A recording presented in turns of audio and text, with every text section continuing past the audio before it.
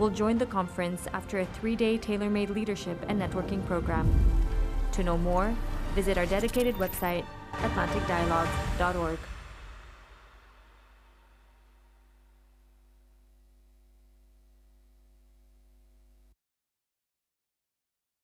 Under the high patronage of His Majesty King Mohammed VI, the Policy Center for the New South is organizing the 12th edition of the Atlantic Dialogues Conference, its annual high-level gathering of influential public and private sector leaders from around the Atlantic Basin, for open, candid, and informal discussions on cross-regional and cross-sectoral issues. Over 400 high-level participants will gather from more than 80 countries to delve into this year's theme, a more assertive Atlantic, its meaning for the world. Same as every edition, the conference will allow for different session formats. Over 10 plenary sessions and 380 talks will be on the record, available for streaming on the Policy Center's website. 2 night owl sessions and over 15 thematic breakout dinners will be held in more intimate settings around the city of Marrakesh for off-the-record, frank, and uninhibited discussions. South-South cooperation, the future of multilateralism, international financial architecture, economic nationalism, democracy in crisis, technology for sustainable transition, BRICS and NATO enlargements, global governance, and education. Over 40 emerging leaders from across the Atlantic, selected from thousands of applicants, will join the conference after a 3-day tailor-made leadership and networking program.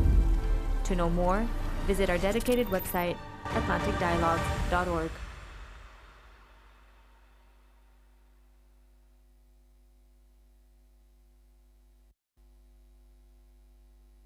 Under the high patronage Thank you for your patience. The 6th plenary session will now begin. Organizing the 12th edition of the Atlantic Dialogues Conference, its annual high-level gathering of influential public and private sector leaders from around the Atlantic Basin.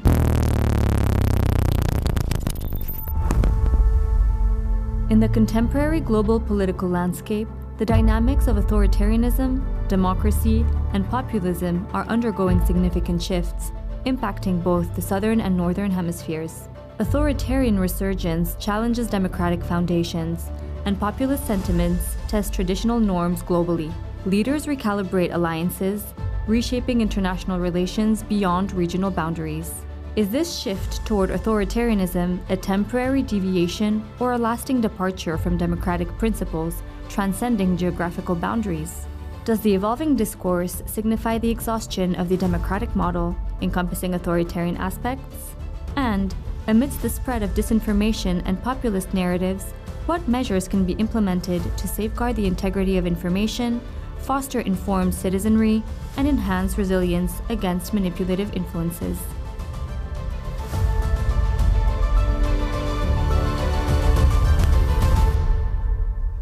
Ladies and gentlemen, please join me in welcoming to the stage the moderator of the 6th plenary session, moderator, presenter, and journalist Ali Aslan.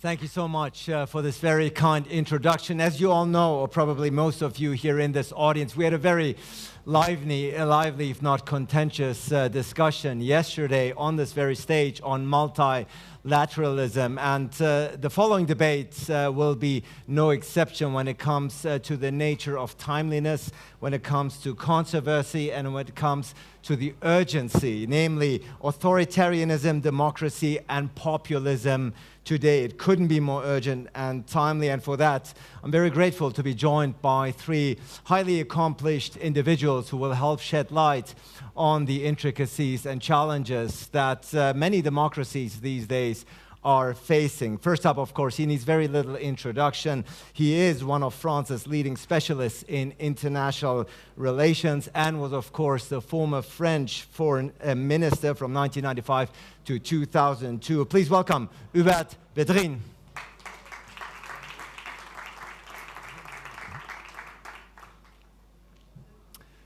Right here, former minister, good to have you back. Very much looking forward to the discussion. Please, right next to me. Next up, she is a former Minister of State for Women's Affairs in Chile. She's currently the director of the national oil company of Chile. Please welcome Laura Albornoz.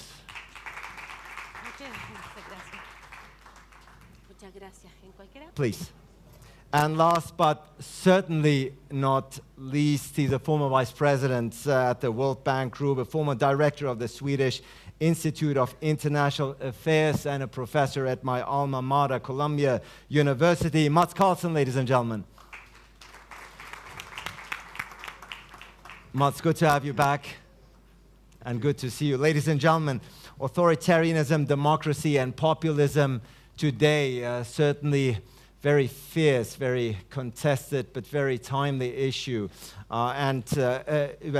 Former Minister, the rise of authoritarianism within many liberal democracies is truly troublesome and worrisome. We could throw out the names, of course, the usual suspects: Donald Trump, Viktor Orban. We can talk about Farage in the UK, Bolsonaro in Brazil, Duterte in the Philippines, now Argentina, of course, with its new president, the AfD in Germany, Modi Village.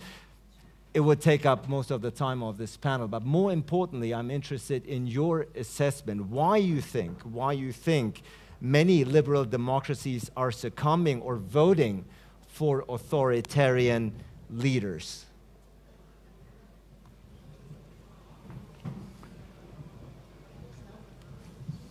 Alors, est-ce que le son est bon?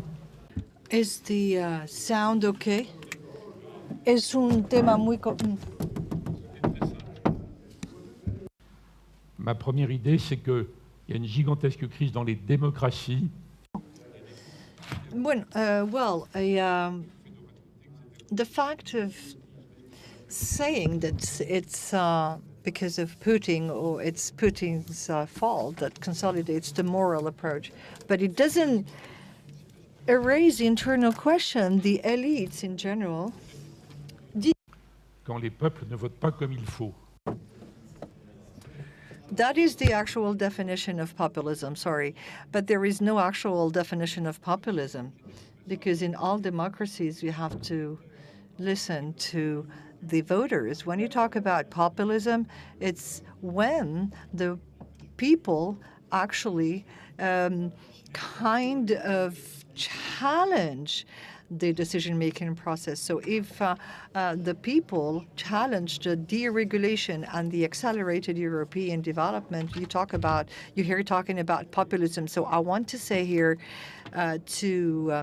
there is no whatsoever definition of populism in all countries of the world. There are people, except in Monaco, there is no population risk. But everywhere else, it's a matter of degree. The liberal democracy or illegal democracy or populism. So I'd like to maybe propose a much more subtle approach if you want to contain the phenomena. Generally and globally accepted definition of populism, you're right, of course, and we'll dive much deeper as the discussion unfolds about the various distinctive characteristics of each country, of course. But let me turn to Laura for now. Laura, it's good to have you. You also were in politics for a while. You are now in the private sector. But also the same question to you. Obviously, populism is not a phenomenon. Authoritarianism is not an element that is restricted to a geography or let alone to a country. It is global, South and Central America not being exempted. How do you explain this phenomenon?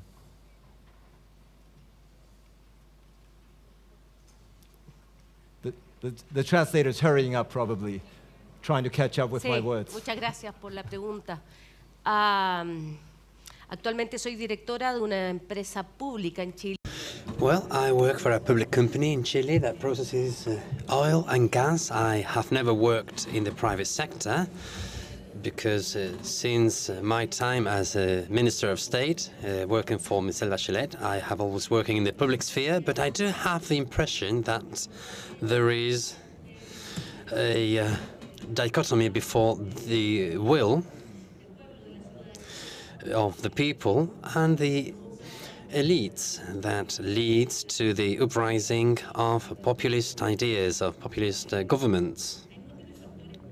There are very many factors, as the minister just said, behind, in the background.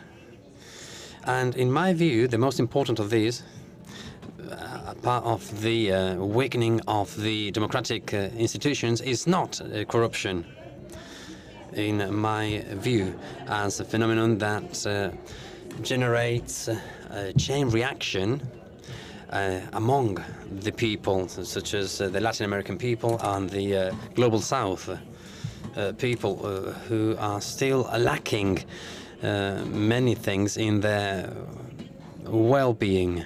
So the rising of new leaders with a special charisma, leaders who oppose the democratic models or who somewhat put it down by using the democratic institutions, makes populism, or this clash between the elites and the people, gets its way as a way of making politics. And I'm talking both right-wing and left-wing. They have now settled in Europe, but also in other countries who have been taking this European colonialism recently. Not an issue of right or left. Quite on the contrary, you find spectrums of populism on both sides. But Mats, the interesting thing that we're seeing worldwide is, of course, that populists are seeking and achieving power by democratic means, first and foremost, and then make the countries they govern rather less democratic, or rather undermine the democratic values, foundations, and ideal. That's new, isn't it? That might not be absolutely new. We saw it in the 30s as well. So I think... Since then? Well, but the point is we are susceptible to this. And if we don't stand up for democracy and absolutely argue that we're not living in a world of gray nuances here, we have to fight for democracy against autocrats. It's true what has been said of nuancing populism. Even in American parlance, populists are Democrats. So we have different nuances in languages.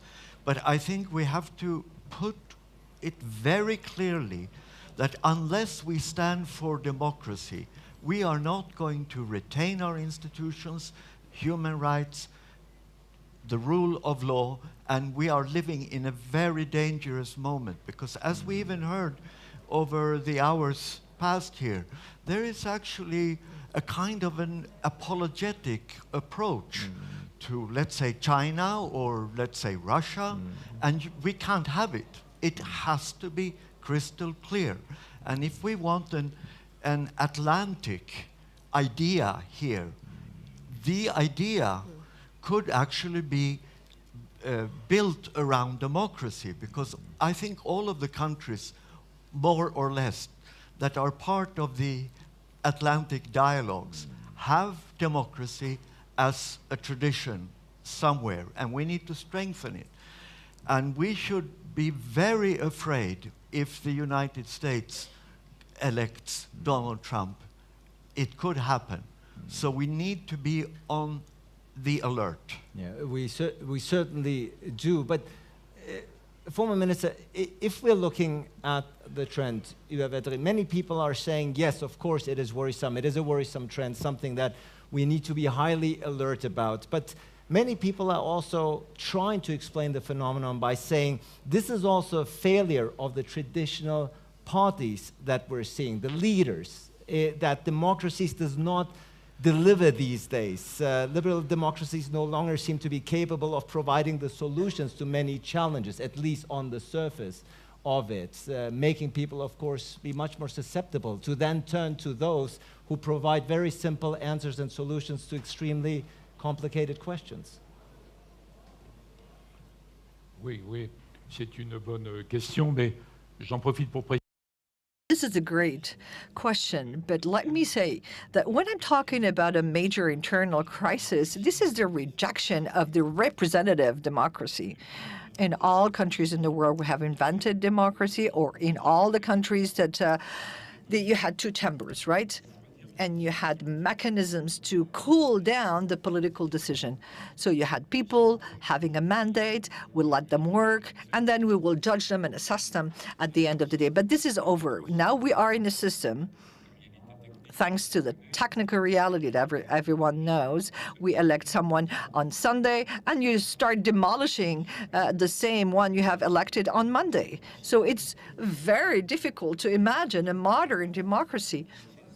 It's something internal, I would say. It's very complicated to reinvent the art of governing democracy by listening to the needs of the people whilst keeping a certain equilibrium. This is absolutely impossible. So you have a lot of democracies or rulers that try to calm down the most excited parts of the opinion. There is a form of atomization, of radicalization, not to mention countries that are lagging behind, and this, you add to this the response to democracy to all this. So there's no reason to be surprised. And when people vote, they vote because they reject. They're not voting against globalization because that was too fast or maybe too quick. They don't like Europe because they don't like what Europe is doing. And the indignation of elites or the anxiety of elites or panic of elite has no whatsoever effect. I'm talking about this internal crisis that we need to apprehend and address. I don't think that the current world is defined by a giant confrontation between democracy and authoritarian regimes. It's much more complicated than that. And if we go from that reflection, we don't go anywhere. So a lot of countries are in between. So this is a vision that is morally quite estimable, but it's not working well. And it is actually put forward by Western European elites or part of the American elites, kind of hostile countries. So I want to address this with cooler mindset and try to look at the external sources and of course, look at the reasons why people have voted for the right wing in Argentina. So I'm not trying to globalize the problem. The more you globalize, the more binary and the less solutions you have. Helpful in that regard, you're right. But Laura, it is a global phenomenon nonetheless. As we said, it does not stop at boundaries. It does not stop with certain cultures, certain continents. It is there. And once again, let me rephrase the question about the failure on the part of what we would call traditional parties, traditional politicians, that are in many ways perhaps failing to address the many challenges that we're facing today, rise of inequality, stream of refugees, you name it, you go down the list. All the issues that are triggering a response from a population that wants answers and wants actions, and therefore is turning to so-called rebel rousers who are using a much more stern, direct language towards the public.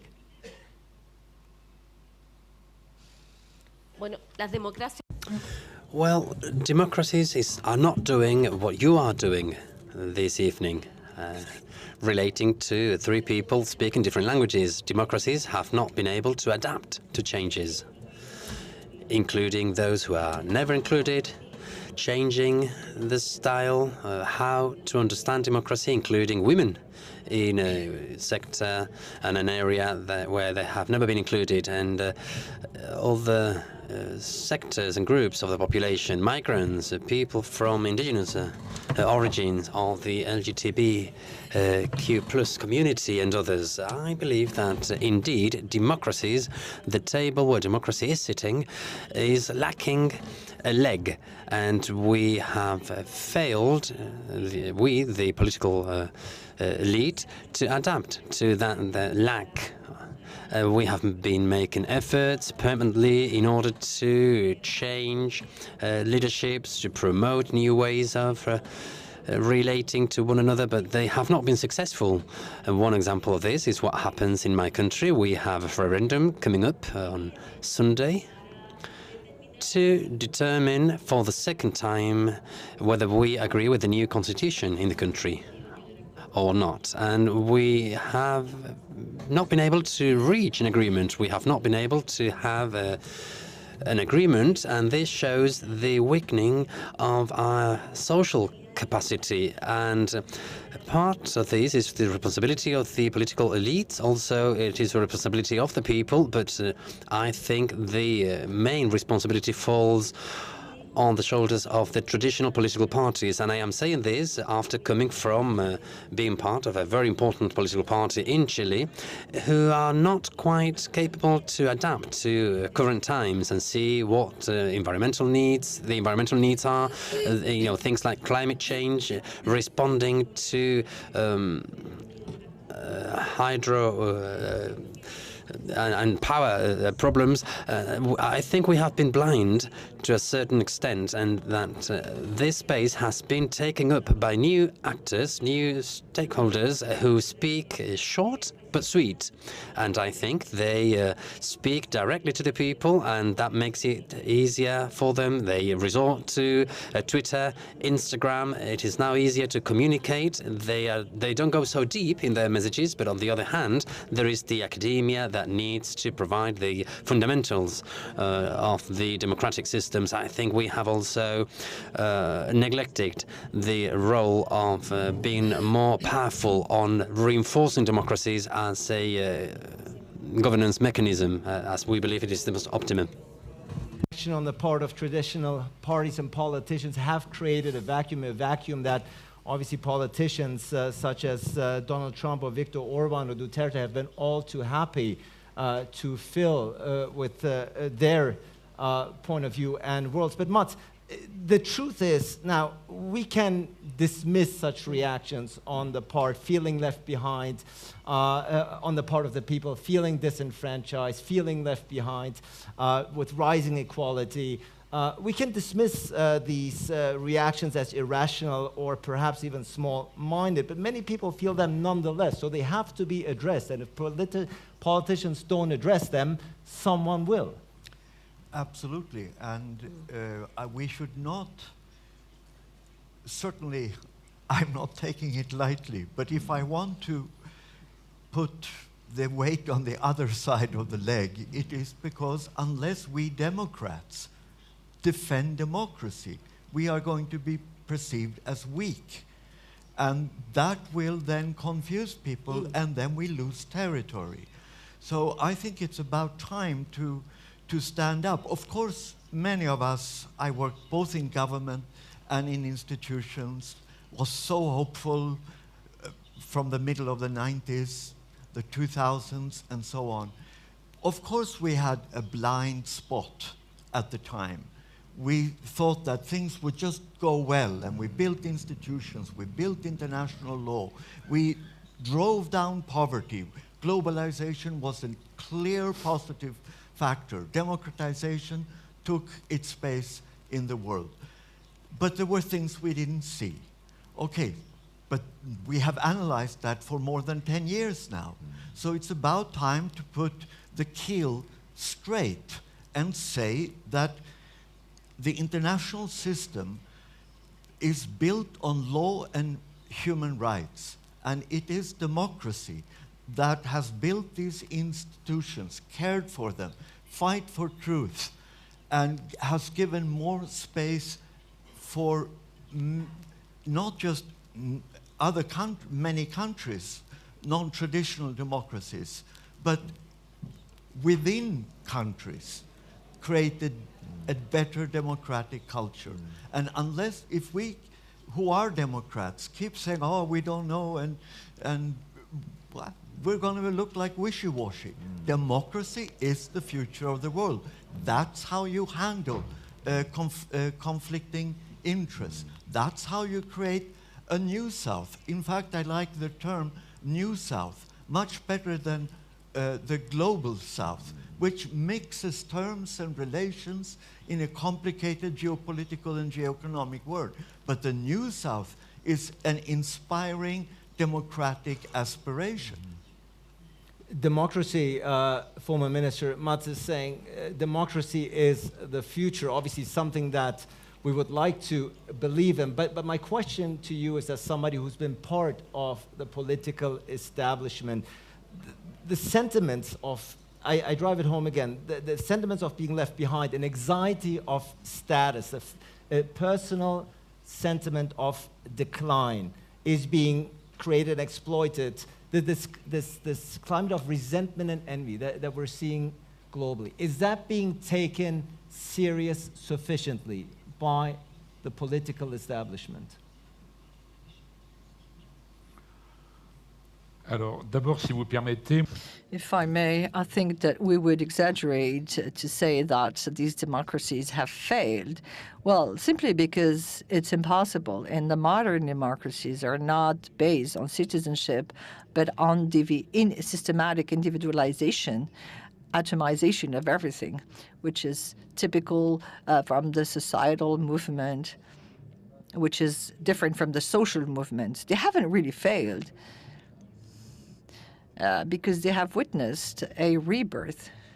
The new South, or the global South, doesn't want to live under the auspices or the pressure of the Westerners. And most of the world population wants to live the Western way, a minimum of security, way of life, and standard of living. So we cannot address all the needs or requests, contradictory requests of the social groups. No government can manage this. You can pretend for a couple of years, but it doesn't work. So you should not interiorize the idea of this terrible failure. And as I said, the left-wing parties are exalted between the classical approach, former communist approach, and the societal approach that is individualistic. It's one group. It is not the same. And these are currents that are very difficult to match and conciliate. And it challenges the global democratic process. I do not believe, on the other hand, that we are in the 30s. I do not like this comparison. This is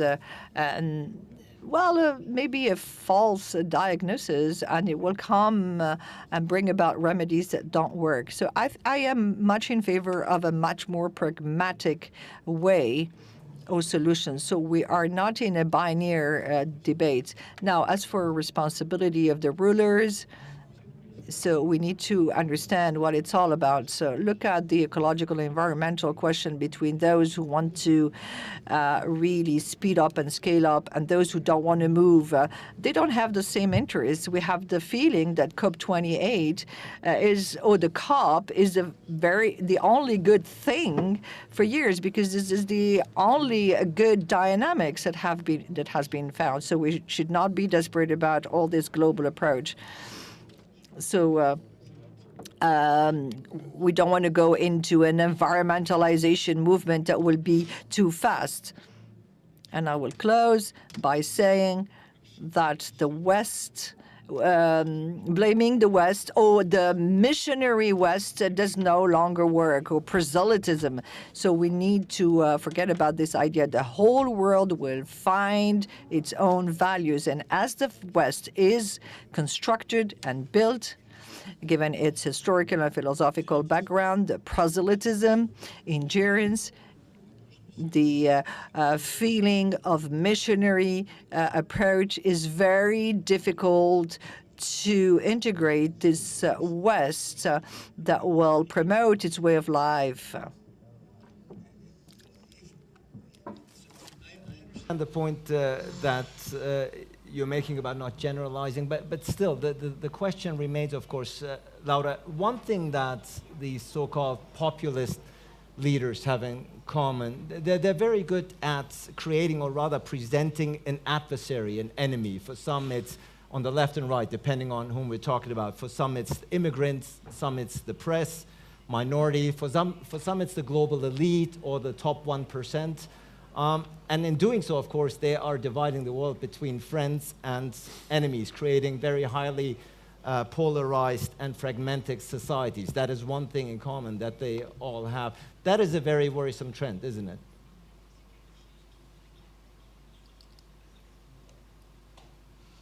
Sí. Yes, it is indeed worrisome that the world is getting more and more polarized. And well, and since I am here in Morocco, I would like to underscore homophobia, which is a day-to-day topic in the European and Western politics. I don't know if every country wants to go back to its deepest roots, because part of this discussion has to do with the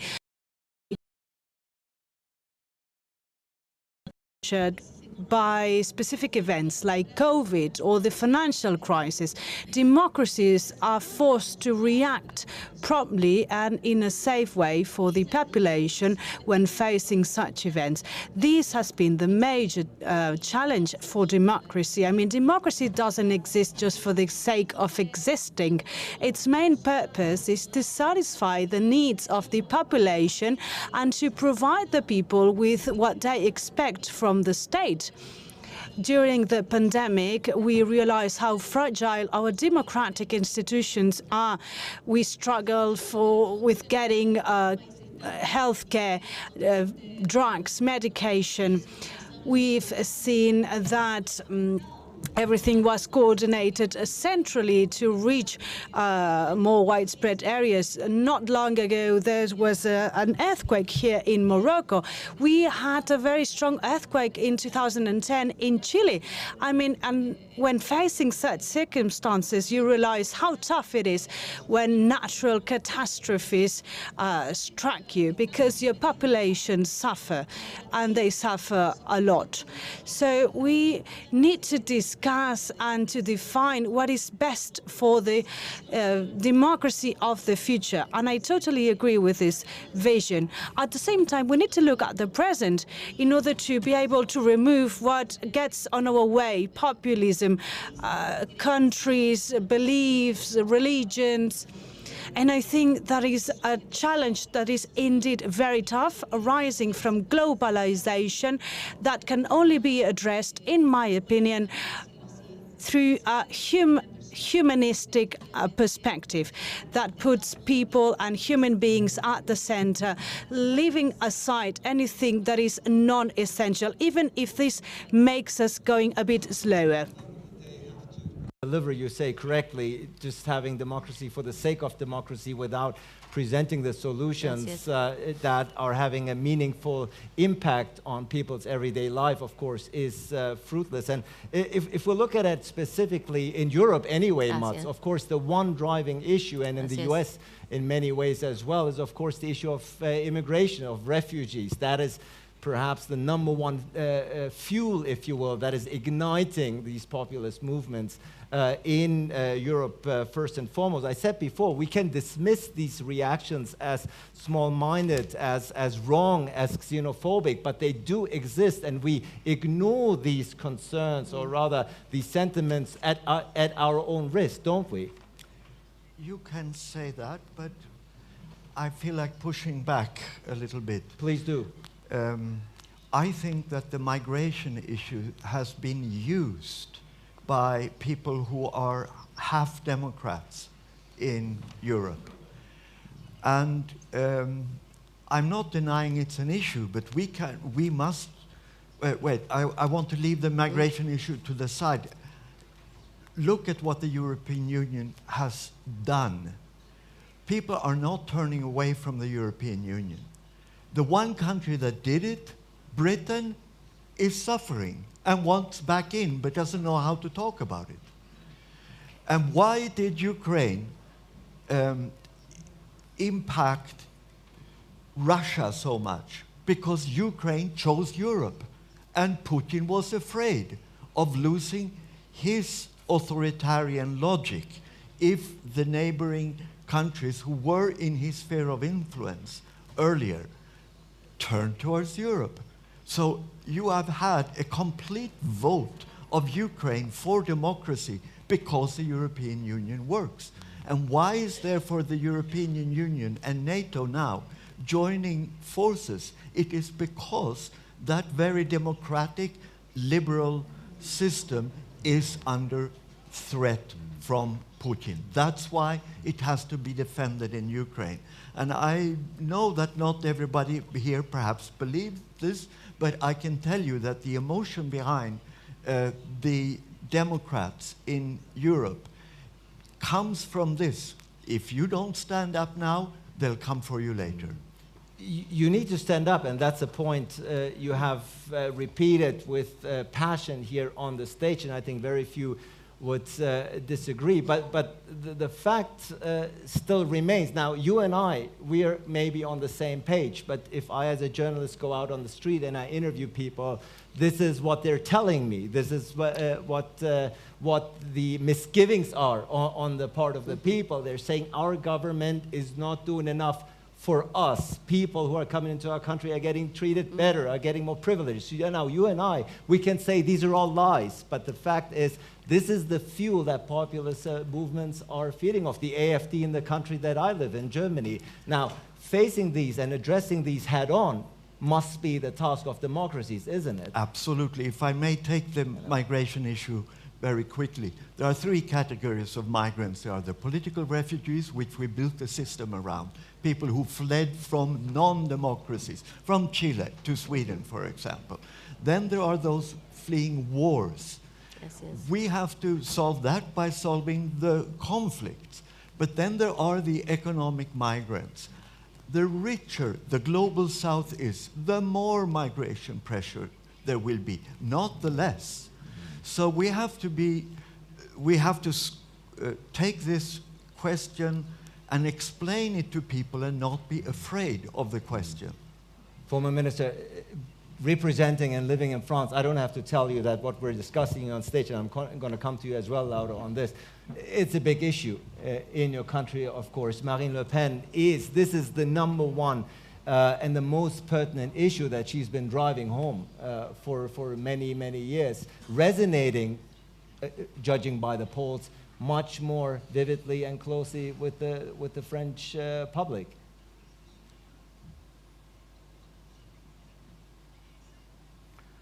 Alors, d'abord, je ne représente pas les institutions, hein.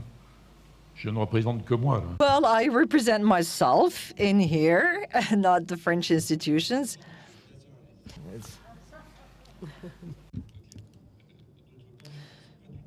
De xénophobie. I don't think there's a xenophobia problem. It is a moralist diversion that is useless. It is a matter of figures. So a total of 20 million of Africans coming to Europe, they would say, welcome. I don't have a moralist approach to this. I think if we had managed the migration flows that we actually need in Europe, I don't know about other countries, but on the basis of what the Danish demographers are saying, maybe I will shock some people here. If we had managed this for the last 20, 30 years, the extreme movement would be doing half what they're doing. Marine Le Pen would be 12, 15 instead of being 40%. So this is what I believe. So after all those battles, the Europeans will have to adopt a system in which quotas per professional, per segment will be negotiated. We will actually solve the illegal immigration.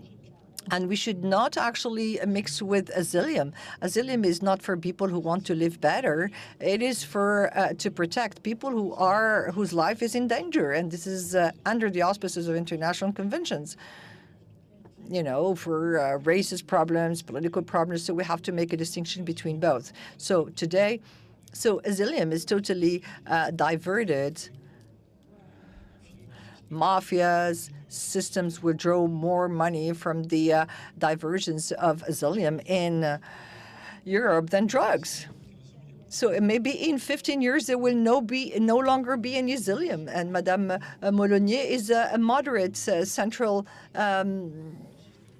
right political leaders. So I will be in favor of a serious negotiation. We could actually host people later and welcome them better, and we need to make sure that the most dynamic people, the strongest people who are leaving their countries, who are brain draining, we have to brain gain them, actually. And at a certain point, moral becomes immoral. So maybe I'm being too brutal here. So this is what I think. It is not something we cannot achieve or unachievable. There are a lot of countries in history that have managed this very properly. So we shouldn't have illusions. I don't think we should go back to the very radical movements. And in addition, in modern democracy, it is impossible to respond to everyone or to address the needs of everyone. A hyper-talented government and a very capable government will manage for 3 years to address the needs of maybe 40% of the people. So in Germany, you have 3 representative parties, but their popularity is only 20% in Germany. In France is a little better. So we cannot meet all the people's expectancies. It is impossible. You have to accept the ideas that even when democracies work perfectly well, they are imperfect. They are perfectly imperfect. It's something we all know, but particularly looking at Europe, obviously the impact is getting closer. Poland has reversed course, but of course we have many other examples, such as the Netherlands, of course, with Geert Wilders, with Slovakia. All these countries are now heading into another direction. And by the way, as a German of Turkish citizen, nobody needs to convince me of the value of migration. But at the end of the day, Laura, there are some realities that we're facing today, and we know what the political discussion is being driven by. I know you wanted to jump in here. Bueno, yo soy... Well, I am from German and Spanish origins. Probably my ancestors migrated to Chile. Actually, when people claim that they want globalization and its positive effects, but they reject one of the effects, which is migration, you know, it's it strikes me a bit. And in Latin America, just recently, we've been under great migration pressure in Chile, in particular people coming from wars, from institutional and political conflicts in their country of origins, people fleeing. Il est complexe de dire qu'il va falloir en fait mettre en place un ordre pour tout type de migration ou flux migratoire, car la chose qui se passe est la chose suivante. Alors, les personnes qui émigrent sont les personnes les plus pauvres, notamment les femmes et les enfants. Ce n'est pas n'importe quel migrant. Il y a une dimension féminine à cette migration. Il y a une migration féminine extrêmement importante en Amérique latine, qui est d'ailleurs accueillie par des pays qui, entre parenthèses, sont plus stables, avec des politiques sociales de protection de la maternité, la protection infantile, l'emploi des femmes. Alors, il me semble ici qu'il y a un réel défi qui a trait avec des héritages historiques. Il y a un secteur de la population qui, historiquement, a été sous-valorisé, discriminé, et qui représente 52% de la population, qui, par hasard, sont les plus... Vienen de sectores rurales, las que no accedieron a educación. Entonces hay un elemento de género que yo no quiero dejar de lado en este análisis de la migración y de la tensión que esto supone para los regímenes democráticos. Sí, nos vemos tensionados, pero sí es nuestra obligación hacer lo correcto para administrar esa tensión de la manera que sea correcta. Hace pocos días atrás el presidente de mi país, Gabriel Boric, inició una política de reintegro a sus países de origen de personas que habían cometido delitos en Chile. Pero tiene una razón específica, no sé si me está escuchando, no necesariamente es la devolución por la devolución. Hay que buscar formas más humanas de conciliar la migración de los seres humanos. De nuevo, solo quiero terminar con una idea. La globalización lleva implícita la migración. No sé por qué nos sorprendemos tanto de ese fenómeno o nos gusta la globalización. Todo de la globalización menos la migración. No lo entiendo. By the way, and I'm sure that goes for many in the audience, the last portion of your answer was not translated, at least not for me, but I made it out with my high school Spanish somehow. And the point, of course, you're driving home. And by the way, this is, of course, not a panel on migration, on refugees and all that, but it is on authoritarianism, democracy, and populism. And this is the language, this is the topics, these are the topics, these are the themes that many of the populist leaders are using as a vehicle to gain power. But many would say, Mats, perhaps, we can dwell on this all we want, but really, and this is not my argument, but some would make, this is a failure, if you will, even of globalization in many ways. They're saying the promises of economic growth has failed to materialize for far too many, something that fueled the debate preceding Brexit, of course. We do see inequality. We do see rising inequalities, not in imagination. You worked for many years in the World Bank. You know that the gap is getting wider, and the democratic traditional parties don't seem to have an answer for that. Oh, I disagree. I'm glad. I have to say plainly, inequality in the world is reducing. But inequalities within nations are increasing. And of course, that's the territory where we call them populists in Europe, but where the authoritarians are fishing for votes. But it doesn't mean that the authoritarians have better answers than the Democrats. We have better answers, in my view. And there are many examples of where economics is working for the benefit of people, certainly in Morocco. And, okay, next year we will have elections for the European Parliament, in the United States, in India, and you can go on. These are extremely important tests where it's not just the Democrats against authoritarians, it's the test of the democratic institutions themselves. And, well, as I mentioned from the beginning, what happens in the United States is extremely important. Now, I believe in borders, so I'm not taking borders. Palestine, Israel is a question of border. Ukraine is a question of borders. The United States has a right to have a border to the south, but to have a policy in the United States of not really engaging with Central America and Latin America, I'm at a loss, because the European Union would never think like that. And even if we have failed with the Euromed, it's something that will come back forever and ever. We are simply neighbors. So it has to be resolved over time.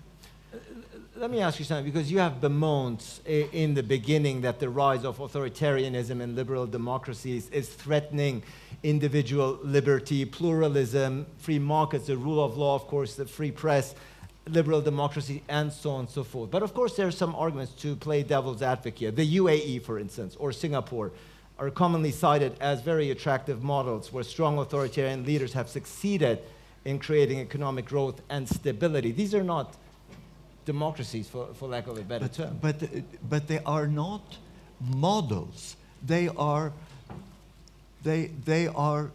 successful, rich countries on the borders in very complicated geopolitical and geoeconomic way.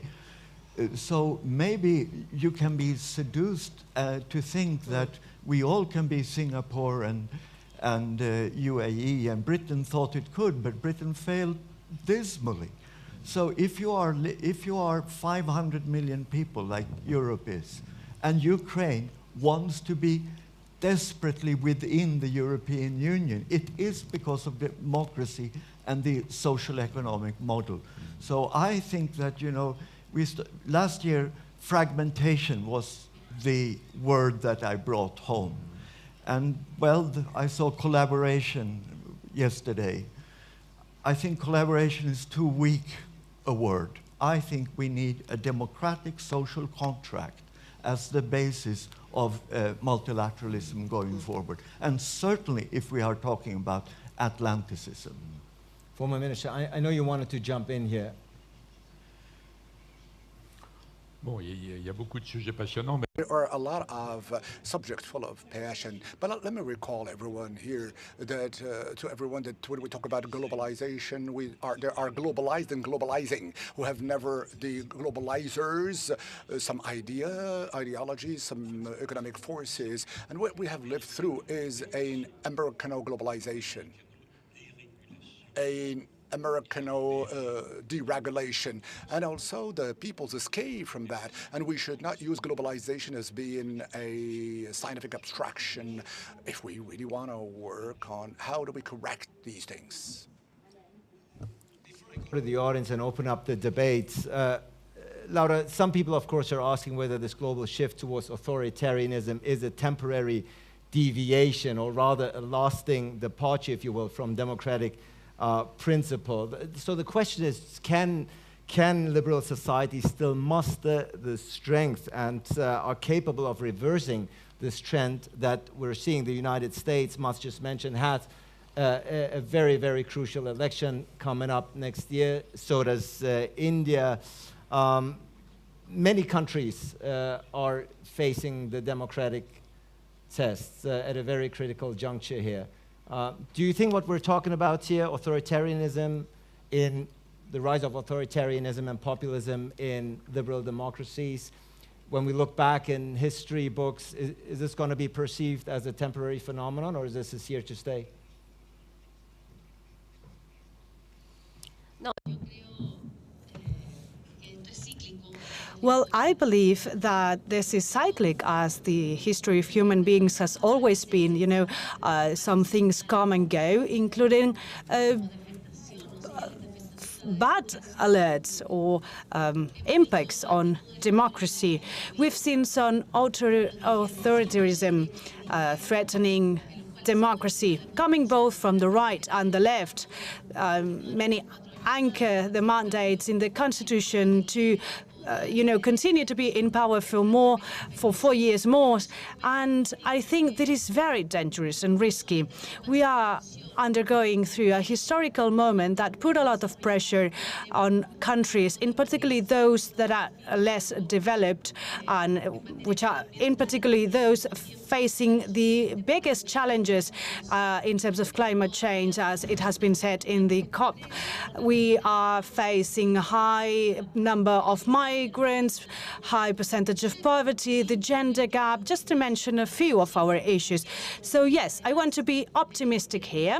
I believe this is a part of a cycle, and I think that it could be expected that Latin America and the countries in the South will be able to strengthen this South-to-South relationship and to come up with a new way of, a new construct, a new pact that helps us reshape history again, and that we are more coherent with our principles.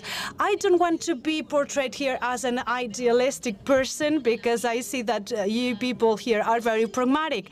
But you know what happens since I started being involved in politics and I was 13 years old, to me politics was a way of dreaming a new world. And I think that there are ways to involve more actors in this exercise of democracy, and the change of structures is of the essence. Rightly so. The climate change as one of the biggest tasks and challenges that politicians have to tackle. Mats, the irony, of course, is that many of the populist authoritarian leaders are denying, or rather questioning, the science behind climate change. So clearly, with the rise of authoritarianism and populism, the likelihood of getting really formidable and sustainable deals done. Cuestionando la pandemia. Yes, or even questioning the existence of the pandemic. They also question the pandemic, right? The anti-vaccination movement, many world leaders, including in Latin America, were against a vaccination. They denied the pandemic of COVID-19. So it is not only the climate change denial, they also deny other phenomena that affect this society. Drowning out dissenting voices, particularly during the pandemic, I think, if any, has fueled many of the populist movements within Europe. But Mats, on the climate change front, I'm 50-50 on what happened at the last COP. Progress, but not strong enough, obviously. But then again, I struggle with myself a little bit. I'm as convinced as anyone of the science of climate change, but I would pose to you that corruption within our countries might be the binding constraint in order for us to be able to move politics forward so that people can accept the trade-offs that inevitably are there on the difficult side. On the easy side, it's easy, but on the difficult side, it's not easy. And for that one, I think that the resentment in populations is more directed to the lack of law and the abundance of evidence of corruption than it is against democracy. That's my view, and I think I can prove it another time. I'm not sure if the microphone there was quite working, but hopefully we can get this fixed. I'm going to, before we go to the audience, former minister, jump in here. I think the one thing that the danger, and Hillary Clinton has shown this prior to her election defeat to Donald Trump, calling those people voting for Trump, for Orban, for Geert Wilders, for you go down the list as deplorables, as people who lack knowledge, as people who are uneducated. I think that is not the right recipe here, is it, to reverse the trend? We must take these people serious at the end of the day. The condescension also on the part of many of the mainstream media, I don't exempt myself here from their criticism. Bon, il y a beaucoup de sujets gigantesques qui... Of huge topics that are intertwined. What is sure is that we have to do the contrary of what Hillary Clinton did. It's not the main topic here. Suffice it to say that I remain very positive in the COPs. This is the very first time ever that we have been able to get from the oil and gas producers who said we have to develop, not relinquish the oil now, but for developing other areas. Let me remind you of the gigantic battle of Arabia against the conclusion. Conclusion is the best thought, unimaginable, unfathomable 15 days ago. I'm not saying, of course, the absolute priority is exiting from coal. The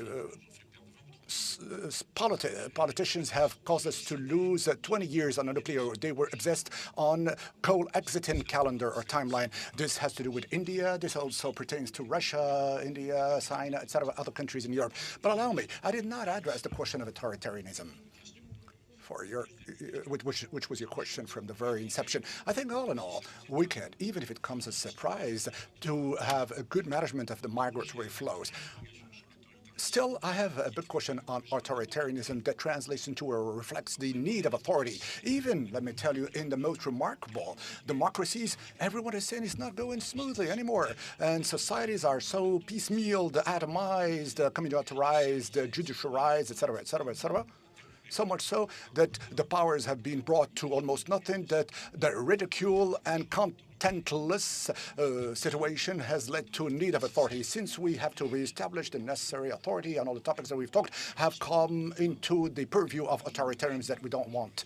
And I'm summarizing it here, but I'm not convinced as to the result that we may reach. I don't think that a direct quote-unquote democracy may be a good response to the crisis of representative democracy. But if we are all questioning ourselves on our devices as to whether the debt capital should be put again. Are we going to confirm it tomorrow? It's monstrous. It's the dictatorship of everyone and anyone, and we cannot also kill the tyrants, because the tyrants is everywhere. We have to salvage democracy, but that we will not be able to do it without really making it functional, efficient, capable of not really looking at all results, but some of the results. And I have to acknowledge in passing, this is not as obvious as it may seem.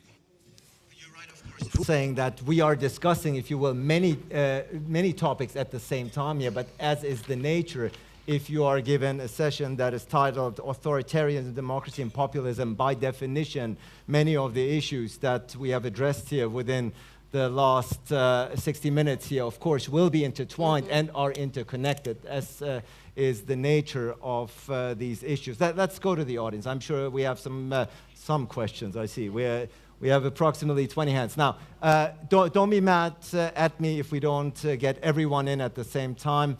And to help me and us get in as many people as possible, please be as brief and precise with your remarks. Starting here up front, please introduce yourself quickly, and please be as precise and brief as you can.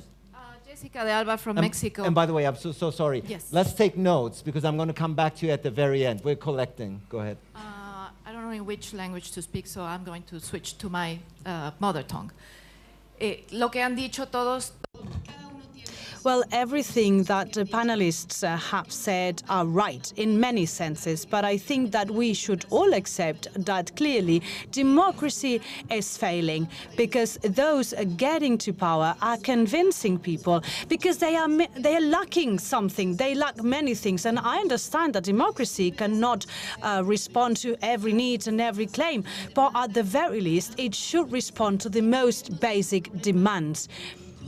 This brings me to the crucial issue here, which is education. We are seeing, a very bad education. I mean, education is disappearing precisely because, or as a consequence of these authoritarians getting to power. And, governments go from right to left, from left to right, back and forth. Institutions are being weakened. What should we do? I mean, let's mix up left-right as I've done yesterday. We'll have the young lady here. Yeah, go ahead, please. Hey, this is Camila from Argentina. We know we have a recent president. We don't know yet what he's going to do. Just wanted to remind everyone, remember Gramsci said at some point, the old world refuses to die and the new world refuses to be born, and in the middle the monster is born. I feel like we're quite there. And in terms of democracy, Claude Lefort said, democracy is intrinsically about uncertainty. So we've gone to trying to train our citizens to be comfortable with uncertainty. That's part of democracy. But I'm getting this feeling, after working for 12 years in politics and in the social ground, that there's something that people are not really satisfied with. They want to be part of something. And democracy, for some reason, we're like getting really detached from that. We're not showing what they can be part of. And in Argentina, at least, people are so angry that they wanted a leader that's as angry as them. So they voted for someone who says, I'm going to use the chainsaw to just like destroy everything. And he says, viva la libertad, carajo, which is go freedom. I'm not going to say that because I'm polite, but another bad word.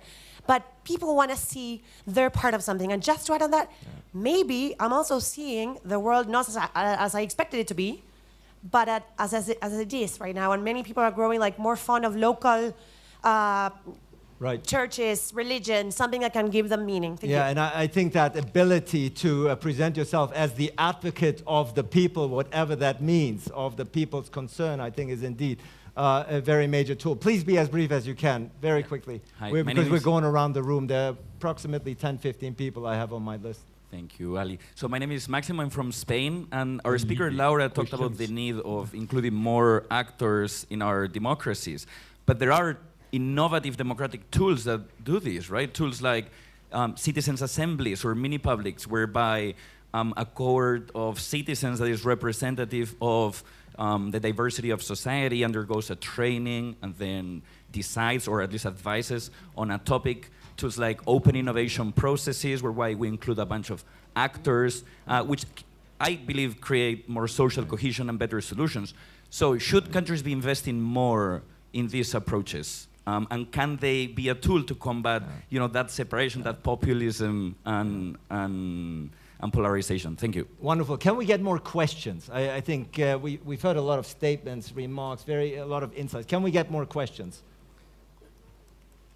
Okay. My name is Mahmoud Ishki. I'm from Muhammad. I will begin by the question and maybe... First the question, then the statement. Exactly. No, that's not... Is it a crisis of democracy or is it a crisis of democrats?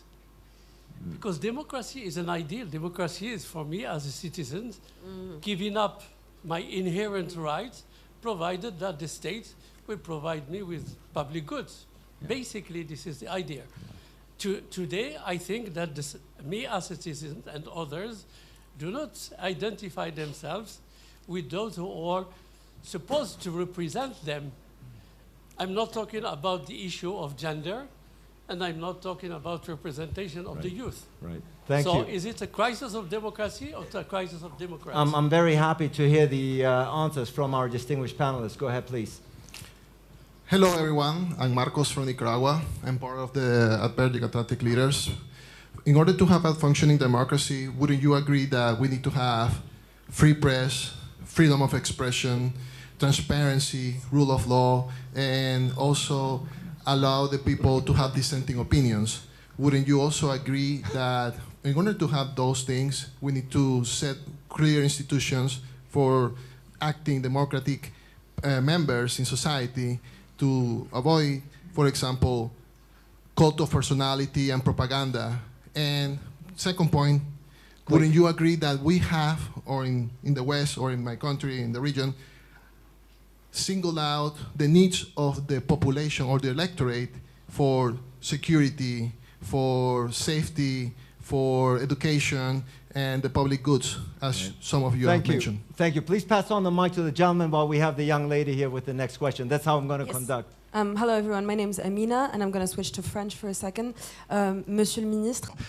Mr. Minister, I was asking myself the question. I was asking you, yeah, I'm here. Yeah, the first question. We haven't heard you talk about the upsurge on the French, anti-French sentiment that has also made France perception different in this country. And what do you think of the reaction of the French government and the French Foreign Affairs Ministry together say?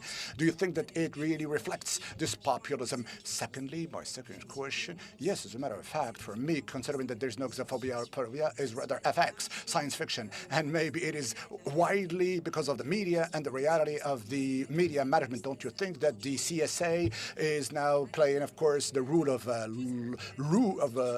court and not as democratic body of our media? Before we go back to the panel, no, just if you haven't raised your hand by now, please refrain from doing so. Already, we have too many people that it will be impossible to incorporate everyone. Please go ahead.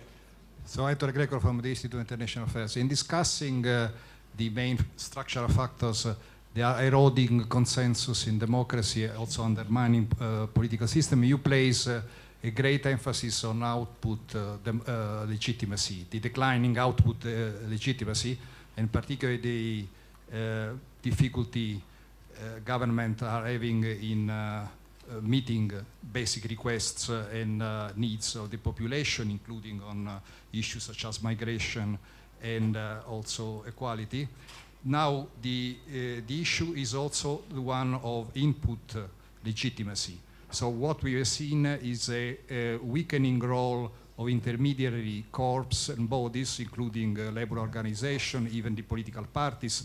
They are provided, especially in the past. Can we get a question? A fundamental channel between the government and the population. So what type of new participatory mechanism you would envisage? There have been many attempts, but most of them have been unsuccessful, also on the part of democratic leaders, as you know, such as referendums, etc. Thank you so much, sir. Go ahead. All right, thank you. I'm doing a PhD related to this topic. The primary explaining factor for populism is not migration, it's not inequality, it's not culture, it is a lack of social mobility. That is the primary driving factor. So yes, indeed, we need a new social pact, as you rightly mentioned. But what would that look like? How do we improve, how do we stop populism if the causes are systemic? Thank you. Go ahead. Somebody has the microphone. Jean-Claude Meyer, Vice Chairman International for Rothschild Bank. There is a globalization of populism today. There is a wave at the same time everywhere. In Argentina today, after Bolsonaro, after Trump, tomorrow probably Le Pen. So what is the main reason? Is it that? Thank you so much. Go ahead. Andreas Krämer, founder of Ecologic Institute. Thank you for your clear words, Mats. Could you give us your sense of the role of dark money, whether it comes from Putin or whether it comes from the fossil industry, the Koch brothers, as they try to undermine governments and their ability to regulate them? And to Hubert Védrine, you have said that it's a crisis of representative democracy. Isn't it a crisis of the first past the post electoral system in the case of Brexit, Britain, the last country that has that electoral system? And could you differentiate between parliamentary democracies and presidential democracies? All right, thank you so much. We'll take a couple more and then we'll come back to you. Go ahead. Thank you very much. I'm Vemba Pezo Dizolele, CSIS Africa, Washington, D.C. I've listened to the presentation, which were great, but I hear the word democracy a lot. I have not a single time heard the word governance. In fact, what we're talking about, institutions are just building and people. What Singapore has is good governance. What China is doing is governance. They may not be democracy. This is particularly to Matt Carlson. I think there's a Western obsession with the word democracy and election and so on. It's not worked in Mali. It's not worked in the Sahel. It's not worked nowhere in Africa where we've put a lot of money into elections and not into democracy. We're trying to put governance, in election and not into governance. We're trying to put governance into Ukraine. We've not done any such thing anywhere in the African basin, part of the Atlantic basin. Thank you very much. Thank you so much. Go ahead. Hi, my name is Zuzana Podracka. I work for the Ministry of Education of Slovakia. And my question is really quite simple because I was struck by quite a few comments about how politics used to be about getting people excited about something new.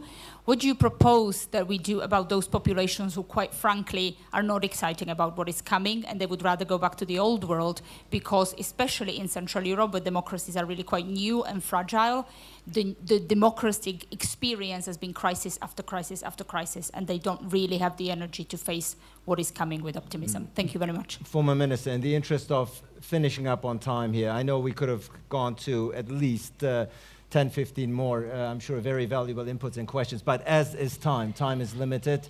I know you've taken diligent notes. Address the questions that you think are best suited. So I am unable to answer all of the questions.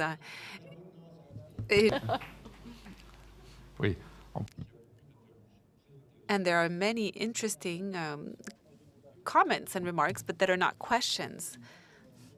So I will maybe focus on a few points that have been raised. So first of all, on xenophobia. If this is shocking, well, so be it. I'm not here to be applauded. This is xenophobia. It's due to xenophobia that these attacks happened during François Hollande's term, and there hasn't been a single racist incident. When we talk about xenophobia, if you study history, this is completely unrelated with what's taking place in the most shocking times in the shifts in opinions in Europe. And I'm reacting here because the implication shocked me. For Sahel, France is a scapegoat. I'd like to recall that who invented France-Africa? This became mandatory to announce the end of France-Africa. It's Houphouët-Boigny who invented France-Africa with the support of Senghor, and France sort of stayed at the request of Africans and intervened even at the time of Hollande at the request of Africans. But given that we are in a juncture once again, I don't really believe in the global south, but there seems to be this post-Western move or trend. But when there are corrupt governments that try to find a scapegoat, well, the Westerner in this region is France, and the rest have disappeared. The Belgians have left a horrible situation in Rwanda and Burundi and the Congo. They disappeared from one day to, from the landscape. The Portuguese also left some horrors in Angola and Mozambique. They also disappeared.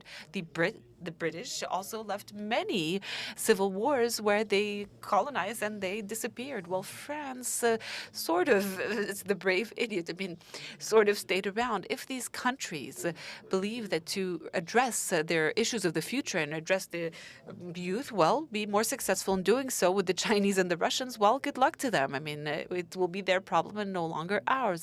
We could reinvent a sort of normal cooperation, partnerships, actually.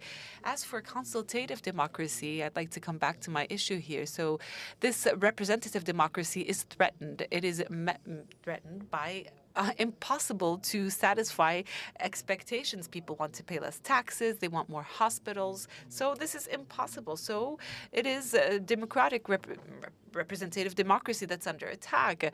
So it seems that there is a sort of consultative democracy that's being developed. There might be even a sort of blind dictatorship. So what's the sort of in-between is this consultative democracy. So those who come to these conventions tend to be activists. They ask for maximist things that governments cannot deliver on, and then people feel betrayed. So I'm not against a consultative democracy, unless it will destroy representative democracy. And this might seem archaic or has been, but we can't find any solutions to current issues if we don't do that. Also, I do think that we need to curb populism, even if we cannot define it. But to condemn and to fight populism are two different things. If all of the elites condemn, if the elite that everyone is rejecting condemn, populism, well, this is beneficial to populism. This is what we saw in France with the Rassemblement National. So we need to address the root causes. But what's interesting is that lots of these interactions or the questions were about causes. So the roundtable, I would say, was quite interesting in this regard. Bien, de nuevo hay muchas preguntas.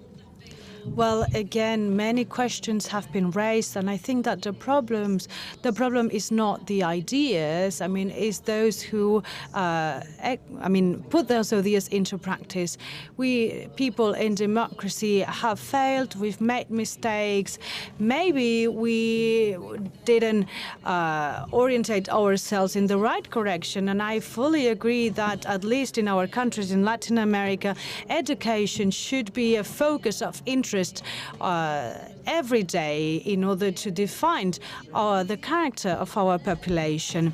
I still believe, though, that democracy, you can call it the name you wish, governance or democracy. I think it's impossible to exert any governance with no democracy. I couldn't conceive a group led by a group of people or a reduced number of people. At the end of the day, if they perform well, if they deliver, I don't care.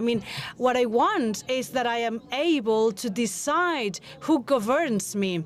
Now, on participatory democracy, let me remind you that many of the events according or as a result of which participatory instruments were implemented had a social origin. In Chile, for example. And what did we have earlier? I think it was Anne who said that people are longing for the past, not the present. Well, definitely no. When I got involved in politics, I was very young, and the government in my country would torture and murder people. That's not what we have today, and I still prefer the democracy we have today, with the questions we have about it and with its failures and weaknesses. I think that corruption, as it has been said here, at least when linked to Latin American democracies, puts us at the forefront and forces us to outdo ourselves. We work at the National Oil Company to create a company, a mother company for green hydrogen, but at the same time, I mean, people have to eat.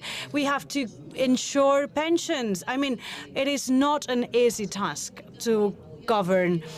And, well, I would compare it to, you know, juggle different balls at the same time, right? As jugglers do. We should be able to constrain expectations, but respond to the needs. And there are threats, of course, like authoritarianism. But the future that is to come is going to be much better than one we had after the pandemic that devastated the world. Now, Mats, you have proven yourself to be a fierce and passionate defender of democracy and Democrats. I'm looking forward to your final remarks. Is it working? I think okay, it is. Good. All right. So I love the discussion.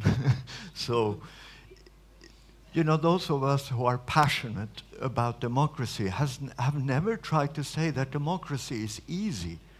It is really difficult. It's just better than the rest. And I don't understand the question. Obviously, I like the term governance. That's a very good term to use for strategy, for strategic policy making. Karim, you made a great introduction yesterday. And one of the things you said was, we need methodology. We cannot just be agreeing on the purposes. We need to work it through in strategic policy planning. That's governance. But to take from there a conclusion that Africa doesn't want to be democratic runs completely against 30, 40 years of my professional experience and living in Africa. Of course, there can be different views. We will go through transitions back and forth, but the desire to live with human rights is universal. And if it is universal, I believe it is universal. So I think, you know, the idea that I think people are running a little bit too fast in saying that it's a crisis of democracy. We have economic and social challenges, for sure, and believe me, that's where I've spent my life arguing. But to say that Trump, for example, is somehow responding to people who are disadvantaged is really delusional. What is Trump doing? It's the biggest con game in the world. He is spending American tax and public expenditure on the rich people and fooling the poor people. That is what is happening. So obviously we need to deliver, but democracy can deliver, and it is absolutely impossible to get rid of corruption if you don't apply the rule of law and justice and do these things. So the social and economic agenda is so big, but I'm sure we wouldn't disagree there. But I just don't think that Democrats are as weak as we are being presented as being. So Democrats with a small d. Wow. Ladies and gentlemen, authoritarianism, democracy, and populism today. I think I can't speak for all. It was the expected, thought-provoking debate that our three outstanding speakers here have presented, evident by really the numerous calls to get a word in. Apologies to those whom I wasn't able to call upon due to time constraints, but I think everything you've said touched a nerve, obviously, with this audience, and I'm sure beyond. This is an issue we will be answering for and tackling for many, many more years, if not decades to come. Suffice to say, Hubert Vedrin, Laura Albornoz, and Mats Karlsson, you've been wonderful. This is your applause. Much appreciated. Muchas gracias. And before we part here, my esteemed and distinguished colleague, Nick Gowan, has a quick announcement. Distinguished and esteemed Ali as well. we remember just over 24 hours ago, I had a town hall in here. It was an extraordinary experience with a lot of ideas. And picking up what Ali has just been saying, these are ideas we want to keep taking forward. How bold, how radical have you been? How bold an idea needs to still be put on the agenda. So come back from coffee in 20 minutes. If you have ideas and want to put them forward, we don't want to leave them until take-off tomorrow afternoon. We want to address them now for half an hour. Yeah. So come back from your orange, your water, and your coffee. And the good thing is, Nick, I was not able to call on so many people, so you're going to pick it up from where we left off. I've got their names. That's wonderful. Excellent. Thank you. Ladies and gentlemen, we will now take a coffee break and reconvene in this ballroom in 20 minutes. Thank you. Majesty King Mohammed VI, the Policy Center for the New South is organizing the 12th edition of the Atlantic Dialogues Conference, its annual high-level gathering of influential public and private sector leaders from around the Atlantic Basin for open, candid, and informal discussions on cross-regional and cross-sectoral issues. Over